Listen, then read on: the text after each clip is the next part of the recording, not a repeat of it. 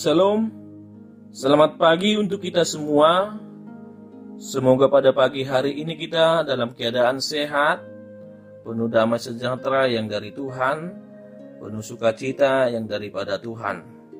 Namun, sebelum kita melakukan aktivitas kita, alangkah baiknya kita terlebih dahulu mendengar firman Tuhan, berserah diri kepada Tuhan, supaya dalam melakukan aktivitas kita disertai, diberkati oleh Tuhan untuk melakukan pekerjaan kita sepanjang hari ini.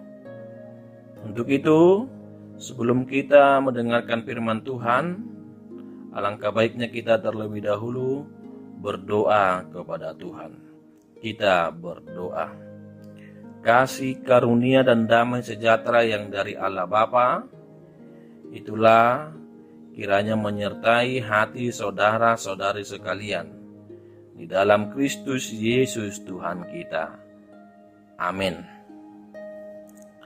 Bapak, Ibu, saudara-saudari yang terkasih, firman Tuhan yang menjadi renungan kita pada saat ini, yang akan memberangkatkan kita untuk melakukan aktivitas kita pada saat ini, tertulis dalam 1 Petrus pasal yang pertama, ayatnya yang ke-25. Beginilah firman Tuhan. Tetapi firman Tuhan tetap untuk selama-lamanya. Inilah firman yang disampaikan Injil kepada kamu. Tetapi firman Tuhan tetap untuk selama-lamanya. Inilah firman yang disampaikan Injil kepada kamu. Demikian firman Tuhan. Bapak, Ibu, saudara-saudari terkasih, di dunia ini tidak ada yang kekal. Namun dalam iman kepercayaan kita, dalam keyakinan kita, hanya firman Tuhanlah yang kekal. Firman Tuhan itu adalah Yesus Kristus. Maka Yesus tidak akan pernah berubah dari dulu, kini, dan pada masa yang akan datang. Firman Tuhan itu kekal selamanya.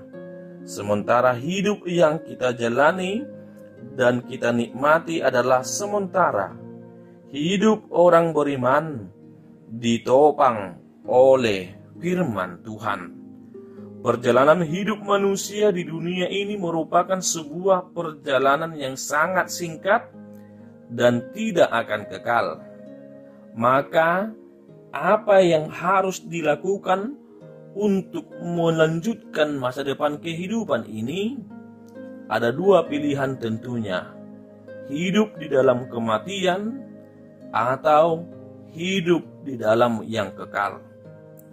Ketika memilih kehidupan dalam kematian, tentunya kita akan masuk ke dalam kehidupan yang sesungguhnya dan tidak hanya sementara.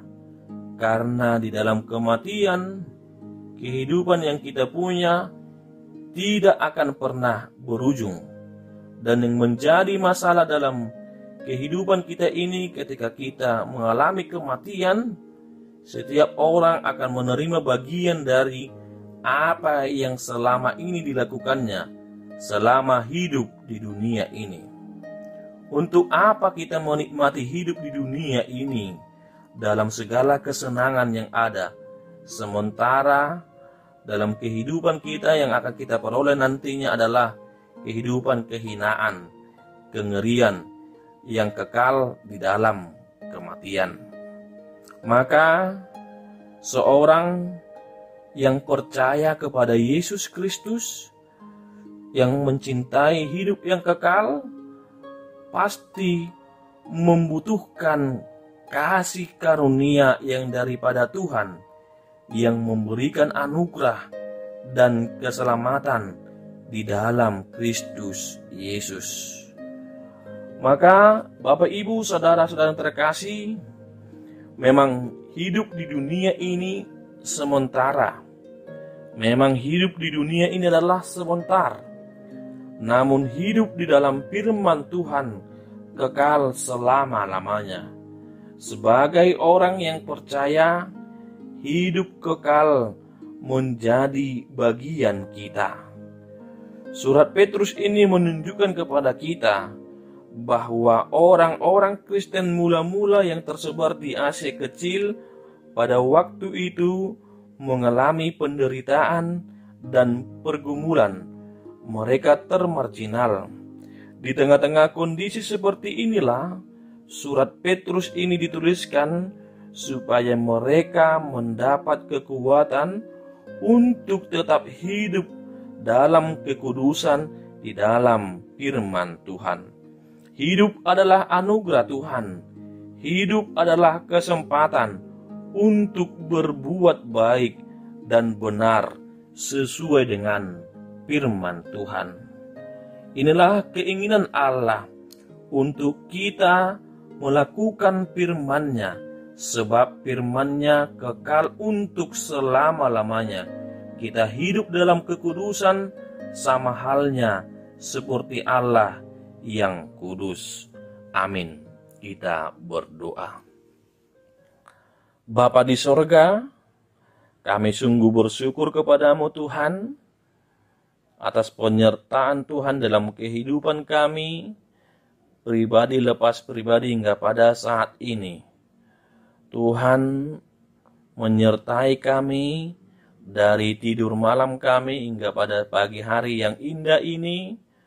Tuhan dapat membangunkan kami untuk melakukan aktivitas kami sepanjang hari ini.